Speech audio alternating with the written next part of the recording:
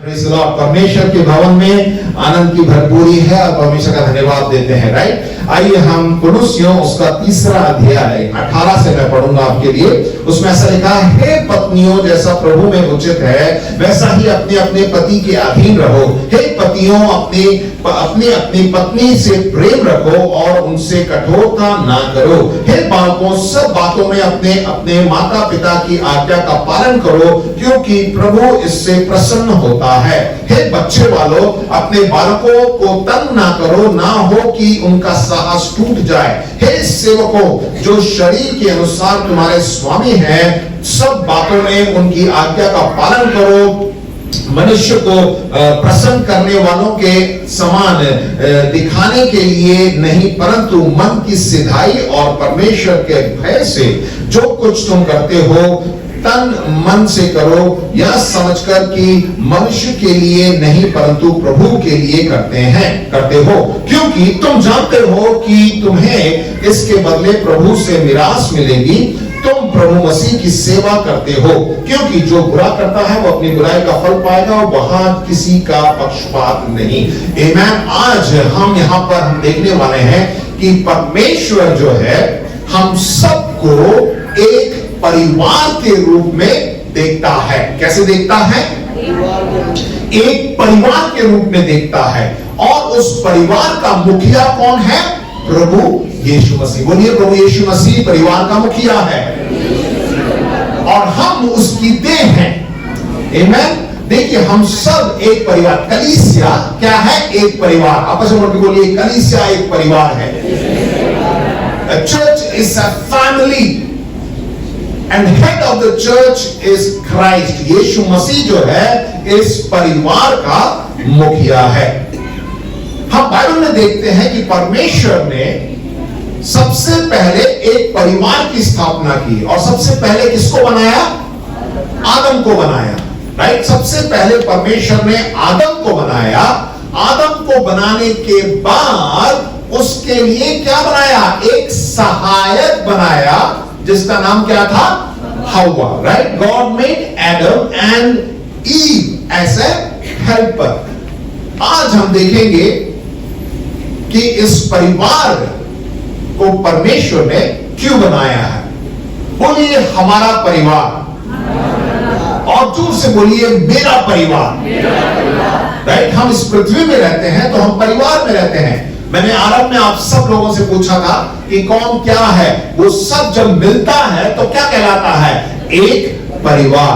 परमेश्वर एक परिवार से क्या चाहता है? परमेश्वर ने एक परिवार को क्यों बनाया है? What God wants from a family। यदि हम मलाकी उसके 2 और 15 को हम देखेंगे, यदि आपके पास बाइबल है तो अपनी बाइबल को आप खोल के देख सकते हैं, या तो फिर स्क्रीन पे ध्यान दीजिएगा और इन वचनों को ध्यान से सुनिए। मलाकी उसका 2:15 यूं कहता है, क्या यहोवा ने तुम्हें अपनी पत्नी के साथ एक नहीं बनाया? शरीर और आत्मा में तुम उसके हो। और यह क्या, और वह क्या चाहता है? मतलब परमेश्वर क्या चाहता है? आपके मिलन के द्वारा परमेश्वर के योग्य संतान। तो अपने हृदय की रक्षा करो, अपनी जवानी की पत्नी के प्रति वफादार रहो। आमीन। परमेश्वर ने एक परिवार को बनाया और मैंने प्रश्न पूछा था कि परमेश्वर एक परिवार से क्या चाहता है। यदि आप वचन को देखेंगे, उस वचन में लिखा हुआ है, देखिए, परमेश्वर के योग्य संतान। बोलिए, परमेश्वर के योग्य संतान। परमेश्वर चाहता है कि हम क्या उत्पन्न करें? एक परमेश्वर के योग्य संतान। जब पति पत्नी एक साथ मिलते हैं तब जो है उनके बच्चे होते हैं, और वो कैसे होने चाहिए? परमेश्वर के योग्य संतान। और अंग्रेजी में लिखा हुआ है, godly children from your union. ये हमारे परिवार में है, तो कलीसिया से भी हमें क्या करना है? परमेश्वर की योग्य संतान उत्पन्न करनी है। मतलब हमें एक कलीसिया के रूप में और लोगों को हमें शामिल करना है। और परमेश्वर यही चाहता है कि हम एक योग्य संतान को उत्पन्न करें। God wants us to grow from one level to another level। परमेश्वर चाहता है कि हम एक स्तर से दूसरे और अगले पर ऊपर वाले स्तर में हम जाते रहें, राइट। जब शादी होती है, एक बच्चा होता है, उसके बाद क्या होता है, दूसरा बच्चा होता है, फिर क्या होता है, तीसरा बच्चा होता है, राइट। ऐसे ही बढ़ते रहते हैं। कुछ लोग बढ़ाते रहते हैं, कुछ लोग एक पे रुक जाते हैं, कुछ लोग 2 पे रुक जाते हैं, और परमेश्वर की आशीष होती है, बहुत होते हैं, राइट। तो क्या है, आपका स्तर बढ़ता है। पहले आपके पास डबल कॉर्ड था, उसके बाद आपने क्या करा कि और एक सिंगल कॉर्ड ले लिया, उसके बाद थोड़े दिन बाद 2 डबल कॉर्ड ले लिया, उसके बाद देखा अरे यार तो छोटा पड़ रहा है, चलो एक और कमरा बना लिया और उसमें भी खाट डाल दी। तो ऐसे ही जो है क्या होता है, घर भी बढ़ता है। क्या मेरे साथ हैं आप?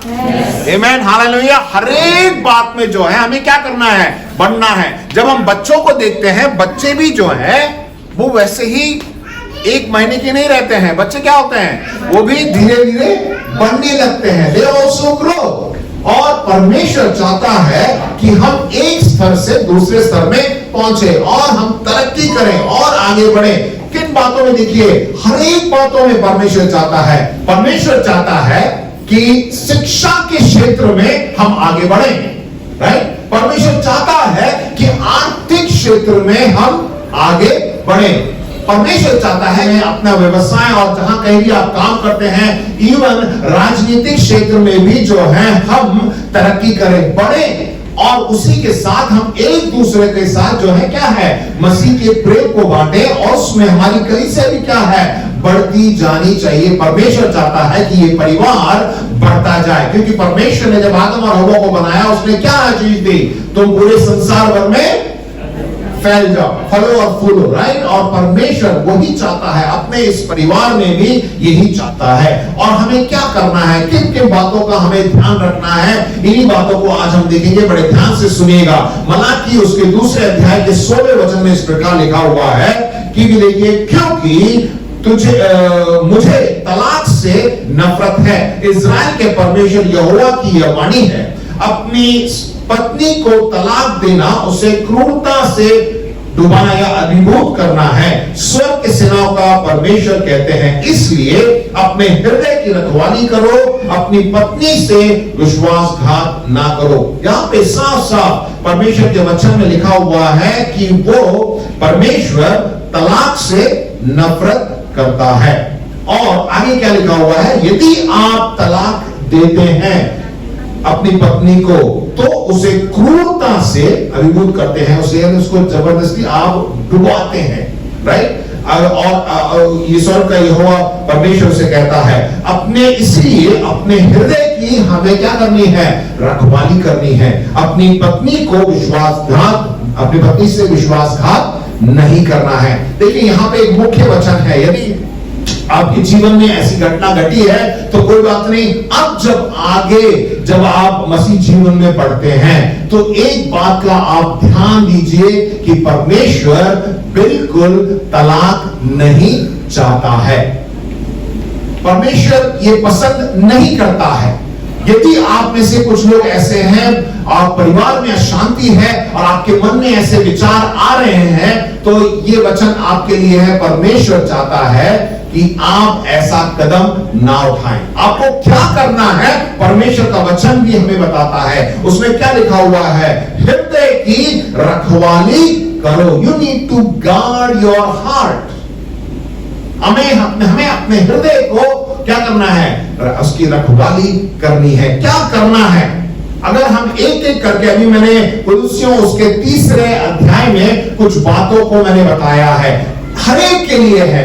जब हम उस परमेश्वर के वचन के अनुसार चलते हैं, पति हो या पत्नी हो या माँ बाप हो या बच्चे हो, परमेश्वर उन्हें आशीष देगा और कभी ऐसा ना होने देगा। तो सर्वप्रथम जब हम देखते हैं, परमेश्वर जो है पत्नी को कह रहा है, राइट। और यदि हम देखिए, एक पत्नी का क्या भूमिका है परिवार में, पत्नी की क्या भूमिका है। उत्पत्ति उसके 2:18 में यदि हम देखें, उसमें इस प्रकार लिखा हुआ है, अब यहोवा परमेश्वर ने कहा, मनुष्य का अकेला रहना अच्छा नहीं, ठीक है, और मैं उसे एक सहायक क्या देगा, बोलिए, मैंने जो पहले बोला, जोर से बोलिए, क्या देगा?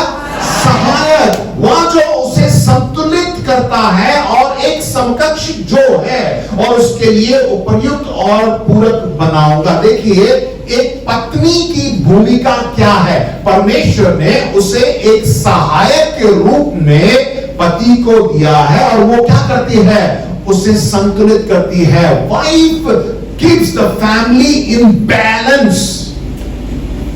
पत्नी क्या करती है? संतुलित करती है। इसका मतलब क्या है? देख, wife brings balance in the family and also she must be supportive. वो अपने पति के अधीन रहकर उसको क्या करना है? उसकी मदद करनी है, उसको सपोर्ट करना है। सपोर्ट करने का ये मतलब ये नहीं है कि पति गलत काम कर रहा है तो उसको उसके साथ उसकी मदद करे। उसका मतलब उसके साथ उसकी मदद करने की का मतलब ये है कि पति अगर गलत कर रहा है तो उसको सुधरने में, उसको वापस लाने में आपको मदद करनी है। पत्नी का ये काम है। राइट, समझ में आ गया? पत्नियों का क्या काम है? अधीन रहकर अपने पति की मदद करनी है कि वो जो गलत काम है, गलत काम से उसको बाहर, क्योंकि पति अकेला नहीं रह सकता है। क्योंकि देखिए, परमेश्वर ने एक पति को, स्त्री को पति के किस रूप में दिया? एक सहायक के रूप में, उसको एक मददगार के रूप में उसे दिया है। तो पत्नी का कार्य कर्तव्य क्या है? मदद करना। मदद करने का मतलब नहीं है गलत काम में मदद करना, परंतु गलत कामों से बाहर निकलने में मदद करना है। जितनी पत्नियां बोली हालेलुया, आमीन। आपको ये बात समझनी है। बहुत सी बार ऐसा होता है कि पत्नियां, हमारे भारत में अगर हम देखे जाएं तो हम सोचते हैं कि हम पत्नियां, हमें ऐसे ही रहना है, सिर्फ पति बोलेगा, पत्नी को कुछ बोलना ही नहीं है, और पति जैसा बोलता है वैसे पत्नी मान लेती है। पति बोलता है फोन आया तो बोल देना कि मैं घर पे नहीं हूं, सो रहा है तो बोलेंगे कि बोल देना कि मैं नहा रहा हूं। तो पत्नी वैसे ही बोलती है। आधीन रहने का मतलब ये नहीं है कि पति आपको गलत काम करने के लिए बोल रहा है तो आप गलत काम करें। राइट, आपको उसकी मदद करनी है। भाई कुछ परेशानी है, राइट, पति को कोई परेशानी है, इसीलिए तो कह रहा है कि उसका फोन आएगा तो उसको काट देना या उसको बोल देना, झूठ बोल देना। तो आपको उसकी परेशानी को समझना है। उस वक्त पत्नी को यह भी नहीं कहना कि अरे तुम जानो, तुम्हारा बॉस जाने, तुम्हारा काम जाने, मैं कुछ नहीं कर रही हूं, जाओ। मदद करनी है। पत्नी को जो है इस तरह अलग नहीं होना, उसको सपोर्ट करना है। कुलुस्सियों 3:18 में जो बाइबल आपके पास है उसका जो अनुवाद है कुछ अलग है। मैं आपको बड़े सही तरीके से जो है मैं आपको पढ़ रहा हूं, आप स्क्रीन पे देख सकते हैं। हर पत्नी अपने पति के लिए सहायक और कोमलता से समर्पित हो। देखिए, एक तो मैंने बताया सहायक होना चाहिए और बड़े कोमलता से। क्या लिखा हुआ वचन में? कोमलता मतलब आपके अंदर एक प्रेम भाव भी होना चाहिए। आप गुस्से में, आप नाराजगी में आप अपने पति को कभी सपोर्ट नहीं कर सकते हैं। राइट, क्योंकि ये मसीह, देखिए क्या है, ये मसीह के प्रति हमारी भक्ति का एक सुंदर उदाहरण है। क्योंकि कलीसिया, मैंने बोला कि कलीसिया एक परिवार है और कलीसिया का मुखिया कौन है? प्रभु यीशु मसीह। हम कलीसिया एक देह हैं। तो जो है, जैसा मसीह हमारे लिए करता है उसी प्रकार जो है हमें इस वचन में हम देखते हैं एक सुंदर उदाहरण है। और एक पत्नियों को क्या करना है? कोमलता से अपने पति के समर्पित रहना है और उनकी मदद करनी है। आमीन, हालेलुया। आगे देखेंगे 19वें वचन में इस प्रकार लिखा हुआ है कि एक पति की भूमिका परिवार में क्या है। कुलुस्सियों 3:19 उसमें लिखा है, हर पति अपने पत्नी के लिए प्यार से भरा रहे और उसके प्रति कभी असंवेदनशील ना हो। देखिए, पति का भी एक कर्तव्य है, वो कैसा रहे।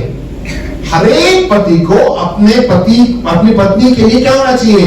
प्यार से भरा होना चाहिए। बोलिए हालेलुया, आमीन। मैं बहुत जल्दी समाप्त करूंगा। मैंने कहा हर एक के लिए ये संदेश है। यदि आप शादीशुदा नहीं है तो आने वाले दिन में आप पति पत्नी आप बनेंगे तो आप अभी से ही आपके लिए बोनस है, आप सुनिएगा। राइट, आमीन, प्रेज़ द लॉर्ड। जोर से बोलिए हालेलुया। हर एक पति अपने पत्नी के लिए प्यार से भरा रहे, प्यार से भरे रहना है।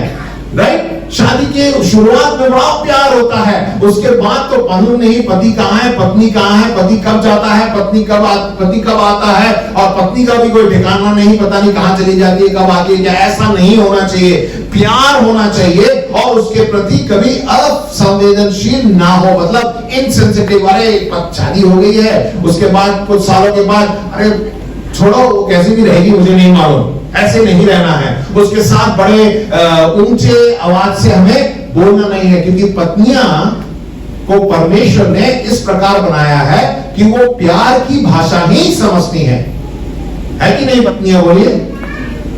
कोई हालेलुया नहीं है, कोई आप पता नहीं एक्सपीरियंस करते नहीं करते। मैं जब मेरे को कुछ काम करवाना होता है तो मैं बड़े प्यार से अपनी पत्नी से जो है जब बोलता हूं तो कर देती है। अगर मैं उसको गुस्से में कुछ बोलता हूं ना, करेगी तो सही पर उस समय में नहीं मिलेगा, थोड़ी देर बाद मिलेगा, तब तक मेरे को चुपचाप इंतजार करना पड़ता है। होता नहीं होता? बताइए आप ही करो। राइट, होता है, क्योंकि पत्नियों को परमेश्वर ने उसी प्रकार बनाया है कि आप जो प्यार से जब बोलेंगे तो फटाफट काम हो जाता है। और परमेश्वर के वचन में लिखा है कि आप प्यार से उनके साथ बातें करेंगे, राइट। और ऊंचे स्वर से मत बोलिएगा, डोंट स्पीक हार्शली। और अक्सर जो है पतियों को पत्नी से क्या बोलना चाहिए?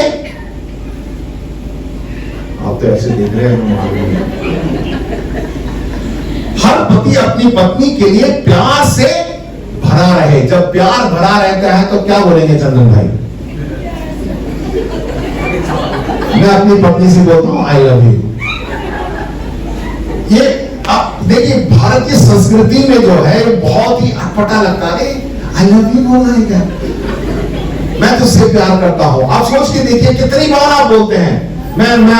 आप मेरी पत्नी से भी पूछ लीजिए, मैं झूठ नहीं बोलूंगा, बहुत सी बार बोलता हूं उसे, काम निकलवाने के लिए नहीं, सचमुच जो है प्यार से। अब ये बोलना, जब आप बोलेंगे जुबान पे, जब बात आती है ना, तभी आप अपने प्यार का जिक्र करते हैं। आप प्यार ये नहीं कि आई लव यू चाय बना के ले आओ,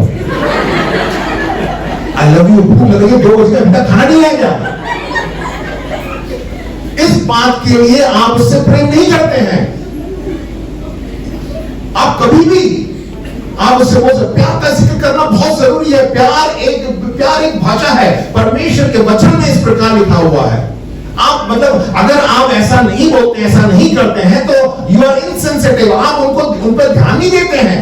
आप सोचते हैं हाँ एक पत्नी है पत्नी है, एक ऐसी रखी हुई है पत्नी। हाँ, ऐसा नहीं होना चाहिए। You need to honor her, आपको उसे आदर देना है। और वो क्या है? क्योंकि मैंने बताया परमेश्वर के वचन में लिखा हुआ है कि प्यार की भाषा वो समझती है। Wives respond to affection, जब आप प्रेम से उनके साथ आप व्यवहार करें। अगर आपने आज तक नहीं किया है तो आप करके देखिए, आपके परिवार में देखिए कितनी शांति रहेगी, कितने आशीष रहेगी। आमेन, हालेलुया। जोर से बोलिए हालेलुया। पत्नियां हो गई, पति हो गए, और आगे क्या है? बच्चे। कितने बच्चे हैं? जोर से बोलिए हालेलुया। 20वें वचन में इस प्रकार लिखा हुआ है कि बच्चों अपने माता पिता जो परमेश्वर के प्रतिनिधियों के रूप में है का पालन हर चीज में करे, क्योंकि वह सम्मान और आज्ञाकारिता का रवैया परमेश्वर को प्रसन्न करता है और आपको परमेश्वर के वायदों की आशीष लाएगा। देखिए ये बहुत ही सुंदर वचन है। मैं भी बच्चा हूं अपने माँ बाप का, राइट। यहाँ जिन के माँ बाप जिंदा हैं, हम उनकी संतान हैं, राइट। हमें भी क्या करना चाहिए? परमेश्वर का वचन यहाँ कहता है कि अपने माता पिता का आदर करो और उनकी आज्ञा का पालन करो। और हमारे माता पिता किसके प्रतिनिधि हैं? परमेश्वर के प्रतिनिधि हैं। हमारे माता पिता जो है परमेश्वर के समान है। तो हमें क्या करना है? उनको उनकी आज्ञा का पालन करना है और उनको आदर देना है। जब हम ऐसा करते हैं तो परमेश्वर क्या कहता है कि परमेश्वर के वायदों की आशीष हम पर होगी। और 10 आज्ञाओं में यह लिखा गया है कि अपने माता पिता का आदर करो। जब माता पिता का आदर करते हैं तो आपकी उम्र इस संसार में क्या होगी? लंबी होगी। कितने लोग, कितने बच्चे हैं? बच्चे तो सब बहुत से हैं, आप जिनके माँ बाप हैं, सबके बच्चे भी हैं। कितना लंबा जीना चाहते हैं, राइट? कितने लोग जीना चाहते हैं? आप अभी मरना चाहता है कोई? नहीं, आप लंबी उम्र जीना चाहते हैं। तो हमें क्या करना चाहिए? अपने माँ बाप के आज्ञा का पालन करना है और उनको आदर देना है। जितने भी बच्चों की शादी नहीं हुई है वो अपने माँ बाप के अधीन ही हैं, और जिनकी शादी हो चुकी है वो अपने माँ बाप के अधीन, ये नहीं कहूंगा कि अधीन नहीं है, उनका आदर तो करना है, पर वो एक अलग यूनिट है। आप एक अलग यूनिट बन जाते हैं। परंतु जब तक शादी नहीं होती आपको अपने माता पिता के अधीन ही रहना है। अपने आप कोई भी डिसीजन मत लीजिए। आप ले सकते हैं परंतु अपने माँ बाप को भी आपको बताना होगा। आमीन। क्योंकि माँ बाप परमेश्वर की एक प्रतिनिधि है, राइट। और बच्चों को मैं उत्साहित करूंगा कि देखिए वचन को पढ़िए और जैसा वचन हमें बताता है वैसे अपने जीवन को हम बिताएं, क्योंकि परमेश्वर के वायदे की आशीष हम पर होगी। हम सब बच्चे चाहते हैं कि परमेश्वर की आशीष हम पर हो और हमें अपने माँ बाप का आदर करना है और उनकी आज्ञाओं का पालन करना है। आमीन। अब आगे 21वें वचन में ऐसा लिखा है, हर एक परिवार में माता पिता की भूमिका, राइट। हम बहुत से पेरेंट्स माता पिता हैं यहाँ पर हैं, और वचन क्या कहता है, माता पिता अपने बच्चों को ऐसी मांगों के साथ जो तुच्छ या अनुचित या अपमानजनक हो, ना ही पक्षपात या उदासीनता से उनके साथ कोमलता से पेश आना, ताकि वे हिम्मत ना हारे और निराश या प्रेरित ना हो, उनकी आत्मा टूट गई है। देखिए क्या होता है, हमें बहुत ही सरल तरीके से लिखा हुआ है कि अपने बच्चों को जो है, आप ये मत सोचिए कि ये बेकार है, ये नालायक है, ये कुछ भी नहीं करते हैं। बहुत से माँ बाप को मैंने देखा है, आप बोलते हैं कि तुम तो नालायक हो। उस शब्द का आप क्या बोलते हैं, संधि विच्छेद, तो इसका मतलब क्या है, आप किसी के भी लायक ही नहीं हो। अब क्या करेंगे माँ बाप, अगर आप माँ बाप बोलेंगे तुम नालायक हो, पैदा किसने किया है? माँ बाप ने ही तो पैदा किया है। तो आपने नालायक कह दिया, तो आप किस लायक हो? माँ बाप किस लायक हैं, राइट। इसीलिए जो है बच्चों को इस तरह मत डांटिए। बच्चों को जो है वचन में ऐसा लिखा हुआ है कि वृत्त ना दिलाएं, उनको गुस्सा ना दिलाएं, उनको जो है, देखिए हमें बच्चों के साथ अगर हमें रहना है तो उनके जैसा बनना पड़ेगा। छोटे बच्चे हैं, छोटे बच्चे जो है जिद पकड़ते हैं, राइट, कि मुझे ये चाहिए, मुझे लॉलीपॉप चाहिए तो चाहिए, अगर नहीं मिला तो वहीं पे रोड पे क्या हो जाते हैं, लोटपोट हो जाते हैं और वहीं रोने लगते हैं। आपको मालूम है मैं क्या करता था बचपन में, मेरे मम्मी डैडी आएंगे तो पूछ के देखिए, मेरा पांव ऐसे रुक जाता था। मैं बोलता था मैं अब मेरे पांव आगे नहीं चल रहे हैं, जब तक मुझे ये चीज नहीं मिलेगी मैं आगे नहीं बढ़ सकता। तो उस वक्त मेरे माँ बाप वहां पे थप्पड़ मार के मुझे लेके नहीं जाते थे और मुझे प्यार से बोलते थे कि ठीक है यहाँ पे जगह सही नहीं है, तुम्हें मैं दिलाऊंगा, तुम मेरी बात मानो, आगे चलेंगे और लेंगे। और मेरे पापा मुझे उठा ले लेते, और पापा ने उठा दिया तो अब टांगे होंगे क्या चलना, ठीक है। तो उसके बाद जो है हम आगे जाके मुझे दिलाते थे, सही जगह पे दिलाते थे। बच्चों को देखिए बचपना रहता है, उन्हें नहीं मालूम कि क्या सही है क्या गलत है। उन्होंने बोला कि आइसक्रीम दिला दो, तो आपने कोई भी आइसक्रीम उठा के दिला दी, बाद में पेट खराब हो सकता है। या कोई ऐसी जगह पे है अगर उनके लिए नुकसानदायक है, उसी वक्त उसे आप दे देंगे या मना कर देंगे, क्योंकि वो समझता नहीं है, वो नहीं समझता है, पर आपको समझाना पड़ेगा। इस तरह जो है बच्चों को जो है आप बच्चों के समान, उनके समान बनकर जो है उनकी सहायता करिए और जो है उनको समझाइए। और मैं बताना चाहता हूं कि जब भी आप एक परिवार में हैं, आप जब प्रार्थना पति पत्नी में, मुझे मालूम है कि कलीसिया में पति पत्नी एक साथ मिलकर आप प्रार्थना करते हैं। जब आप प्रार्थना करते हैं ये ध्यान रखिए कि आपके छोटे बच्चे भी आपके साथ रहे, चाहे वो 6 महीने का भी हो। ये मत सोचिए बच्चा है खेलने दो उसे, छोड़ दो, नहीं।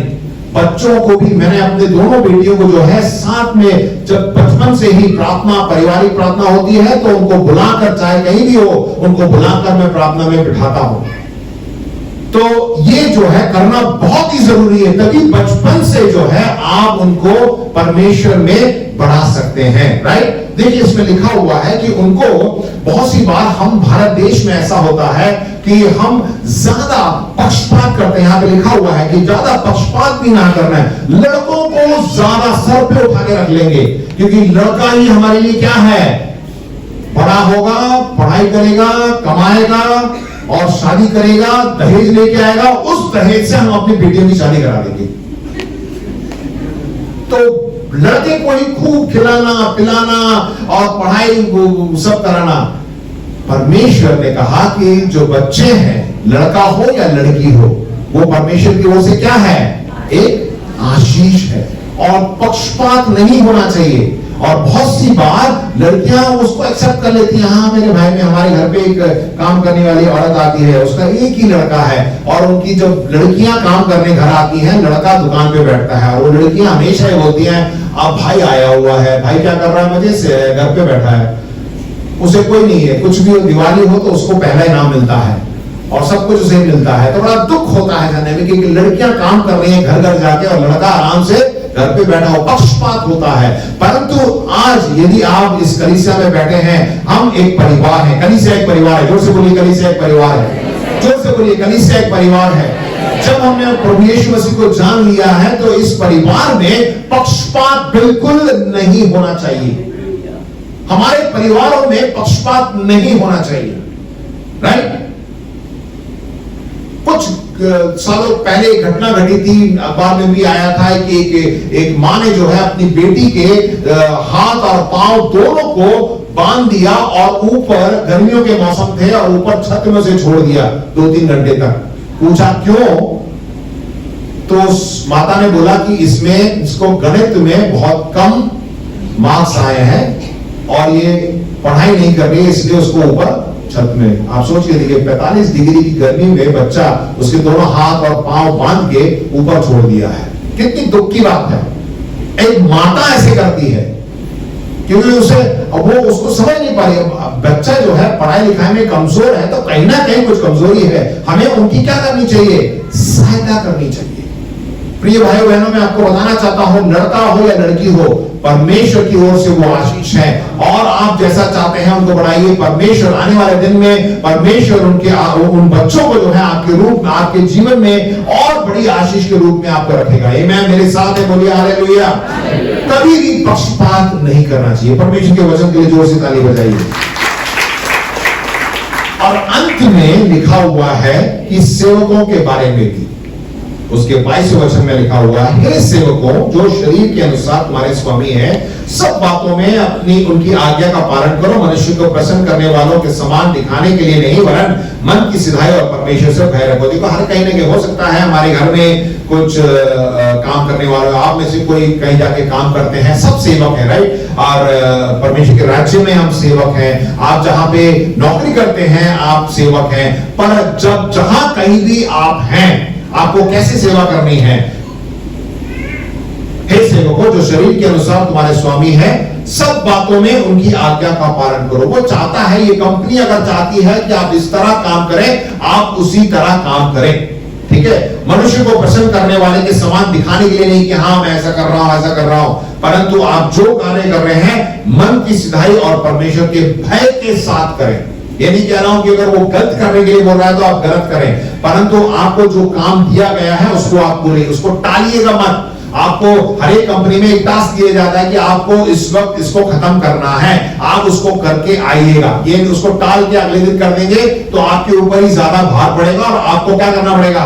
कुछ ना कुछ आपको बहाने मारने पड़ेंगे। इन सब की जरूरत नहीं है, जैसा आपने किया, क्योंकि आप जब भी काम करते हैं आपको परमेश्वर ने वो हाथ में वो हुनर दिया है, आप वो काम कर सकते हैं। जो चंदन भाई करते हैं वो मैं नहीं कर सकता, जो मैं करता हूं वो भाई हरण नहीं कर सकता, भाई हरण जो करता है वो भाई डोनाल्ड नहीं कर सकता है। सबके हाथ में सबका अलग अलग परमेश्वर ने जो है वरदान दिया है, टैलेंट दिए हैं, स्किल दिए हैं, और आप उस काम को उत्तम तरीके से करिए और उससे क्या होती है? परमेश्वर की महिमा होती है। आमीन, हालेलुया। जोर से बोलिए हालेलुया। जो मेरा पहला बिंदु था, हमारा परिवार। अब देखिए, कलीसिया एक परिवार है, चर्च एज अ फैमिली। इफिसियों उसके 3:15, अगले 10 मिनट में मैं समाप्त करूंगा। उसमें इस प्रकार लिखा हुआ है, जिससे स्वर्ग और पृथ्वी पर हर एक घराने का नाम रखा जाता है। देखिए, स्वर्ग में भी एक परिवार है और पृथ्वी में भी एक परिवार है। हर एक परिवार का एक नाम है, राइट? देखिए, ये जो कलीसिया भी एक परिवार है। कलीसिया क्या है? एक नाम है। हम कलीसिया हैं, बोलिए हम एक परिवार हैं, ठीक है? एक साथ मिलकर आप जोर से बोलिए, मैं मसीह की देह का सदस्य हूं। ये कलीसिया है। ये कलीसिया क्या है? मसीह की देह है, और उस मसीह की देह में मैं एक सदस्य हूं। हर एक को अलग अलग काम दिया गया है। रोमियो उसके 12, 4 और 5 में इस प्रकार लिखा हुआ है, क्योंकि जैसे हमारे एक देह में बहुत अंग है, ठीक है, मैं एक देह है और उसमें अलग अलग अंग है, हाथ है, पैर है, आंखें हैं, नाक है, कान है, राइट, और सब अंगों का एक ही सा काम नहीं। हाथ अपना काम करता है, पांव अपना काम करता है, कान अपना काम करता है, सब अलग अलग काम करते हैं। वैसे ही हम जो बहुत हैं इस कलीसिया में, हम जो बहुत यहाँ करीब 100 लोग से अधिक यहाँ पे बैठे हुए हैं, मसीह में एक देह होकर आपस में एक दूसरे के अंग हैं। मसीह में हम एक हैं, बोलिए, जोर से बोलिए, मसीह में हम एक हैं, और हम सब क्या हैं? एक साथ मिले जुले रहना है। हमें क्या करना है? अपना योगदान एक दूसरे को देना है। यदि कोई कमजोर है तो आप उसको क्या करें? सहायता करें, मदद करें। कोई बीमार है तो आप उसके लिए प्रार्थना करें। कोई वो मदद चाहता है तो आपको मदद करनी है। यदि कोई व्यक्ति इस परिवार में शामिल होता है तो हमें उसका स्वागत करना चाहिए कि हाँ, मसीह में तुम मेरे क्या हो? मेरे एक इस शरीर के एक अंग हो, और मैं आपसे प्रेम करता हूं। प्रेम करने का मतलब क्या है? आप उनके लिए प्रार्थना करें, आप उनके पास जाएं, उनके साथ मिलिए, उनके घर जाइए और उनके दुख में सहभागी होइए और उनके लिए प्रार्थना करिए। ये एक परिवार होता है, right? Amen, praise the Lord. आप मेरे साथ हैं? हमें एक दूसरे के साथ एक दूसरे का योगदान लेना चाहिए, योगदान देना चाहिए। आखिरी में कुछ वचन के साथ मैं समाप्त करूंगा। पहला कुरिन्थियों 12:12 में लिखा है, क्योंकि जिस प्रकार देह तो एक है और उसके अंग बहुत से हैं, और उस एक देह के सब अंग बहुत होने पर भी सब मिलकर एक ही देह, और इसी प्रकार मसीह भी है। हम सब अलग अलग हैं, सबका कार्य अलग अलग है, परंतु हम सब एक हैं। बोलिए, मैं मसीह में एक देह हूं। जोर से बोलिए, मैं मसीह में एक देह हूं। आमेन, हालेलुया। और परमेश्वर एक परिवार से क्या चाहता है? आपको याद होगा तो बताइए, क्या चाहता है? आरंभ में मैंने बताया था, ईश्वरीय पीढ़ी चाहता है, गॉडली जनरेशन। पति पत्नी एक साथ मिलते हैं तो उनको क्या करना है? परमेश्वर के योग्य संतान उत्पन्न करना है, ताकि हम जो है एक ईश्वरीय पीढ़ी को हम जन्म दें। क्योंकि हम जैसा रहेंगे, हमारा बर्ताव जैसा रहेगा, वैसा ही जो है हमारी पीढ़ी भी होगी। व्यवस्था विवरण में मूसा जो है इस्राएलियों को परमेश्वर का वचन देता है, क्या बोलता है? व्यवस्था 29 के 9 और 9, 10, 11 में, इसलिए इस वाचा की बातों का पालन करो जो परमेश्वर ने हमें वाचा दी है। जो वचन आज मैंने आपके साथ बांटा है, उसका क्या करना है? बातों का पालन करो, ताकि जो कुछ करो वह सफल हो। और ये किसके लिए है? देखिए, आज क्या वृद्ध लोग, क्या सरदार, तुम्हारे मुख्य पुरुष, क्या गोत्र के तुम सब इजरायली पुरुष, क्या तुम्हारे बाल बच्चे और स्त्रियां, क्या लकड़हारे, क्या पन भरे, क्या देवी छावनी में रहने वाले परदेशी, तुम सब के सब अपने परमेश्वर यहोवा के सामने इसलिए खड़े हो। आज हम सब किस लिए यहां पर हैं? कि परमेश्वर की आज्ञा का पालन करें। आमेन।